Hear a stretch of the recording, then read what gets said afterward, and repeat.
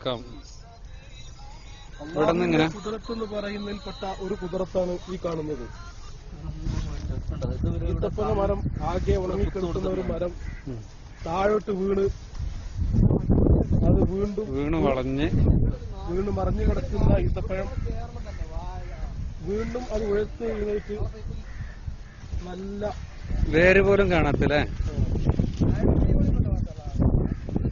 നല്ല അടിപൊളിയായിട്ട് 5-8 ഈത്തപ്പഴ 1 2 3 4 5 6 7 8 9 10 11 12 14 കൊലയുണ്ട്.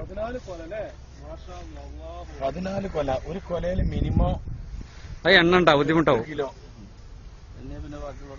Minimum 8 kilo, ഏകദേശം ഒരു 6 മീറ്റർ നീളത്തിൽ. നല്ല പച്ചപ്പിലാണ് നിൽക്കുന്നത്. മരത്തിന് മേലെടുത്തോ ചുറ്റുപാട് എടുത്തുകാണ്ട്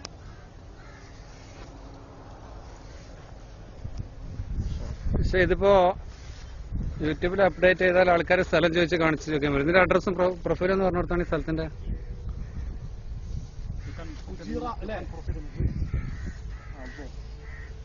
ഇതാണ് ഇതിന്റെ വേരില്ല കേട്ടോ, വേര് ആകെ വേരായിട്ടുള്ള ഇത്ര സ്ഥലമുള്ളത്. അല്ല ഒരു മിനിറ്റ്, ഇതുണ്ടാവും. ഇത് ഒരു ആഘോഷിക നോക്ക്. ഇതിന്റെ ഈ ഭാഗം ശരിക്കും ഉണങ്ങിയിട്ടുണ്ട്. ഉണങ്ങിയിട്ട് ഇത് ഉണങ്ങിയ വേരാണ്. ഉണങ്ങിയ വേര് ഇത് ശരിക്കും മറിഞ്ഞു വീണ ഈത്തപ്പഴം. ഈത്തപ്പന മരം. പക്ഷെ വേറൊരു കാര്യമുണ്ടേ, ഇത് മറിഞ്ഞു വീഴുന്നത് എങ്ങനെയാണ്? മറിഞ്ഞു വീണതല്ല, മറിഞ്ഞു വീഴണമെന്നുണ്ടെങ്കിൽ ഇത് കുത്തനെ നിൽക്കണ്ടേ. ഇത് മറിഞ്ഞങ്ങടെ വീണത് ഇതിന്റെ ഷേപ്പ്